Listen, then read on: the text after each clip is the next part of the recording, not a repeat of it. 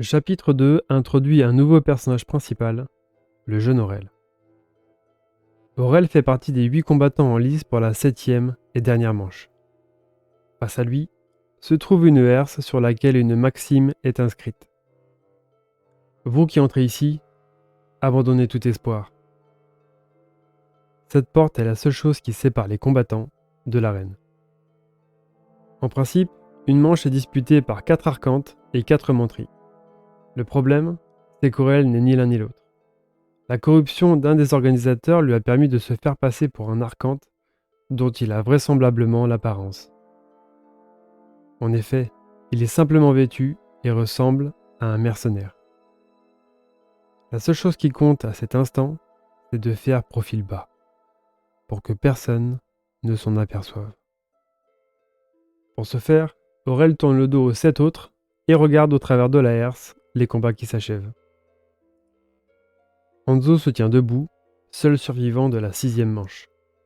Il porte un masque qui effraie autant qu'il inspire le respect.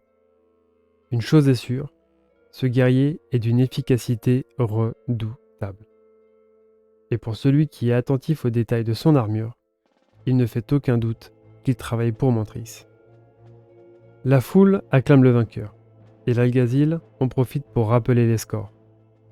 3 victoires pour chaque équipe, la 7e manche sera décisive.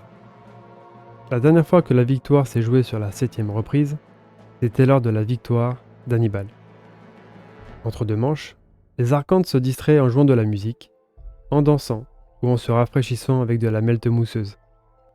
Les mentries, eux, grâce à leurs implants neuronaux, discutent avec les Mantrix, leurs ancêtres dont la conscience a été téléchargée dans la Noria, l'ordinateur central de Mantris. D'autres sont représentés par un hologramme, puisqu'ayant la possibilité d'assister au combat depuis le confort de la cité-continent. Côté ouest, l'Apologium arbore les couleurs et le savoir-faire arcante. L'architecture y est traditionnelle et constituée de pierres de taille à l'instar des monuments anciens. Le chiffre 7 y est partout présent, avec les 7 archômes, les 7 statues des 7 primus légendaires et les 7 territoires arcantes. Côté est, l'architecture mantrie est d'une verticalité démesurée, 3 fois plus haute que le côté arcante. Les structures sont faites d'acier et de panneaux de cristal. On peut y voir des écrans et des hologrammes qui diffusent non-stop des publicités consuméristes.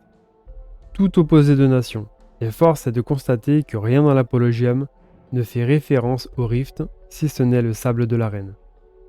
On apprend également que dans le Rift, et donc dans l'Apologium, les magies et les technologies ne fonctionnent que de façon erratique, permettant ainsi de mettre sur un pied d'égalité les Forgotten avec les arcantes et les mentries.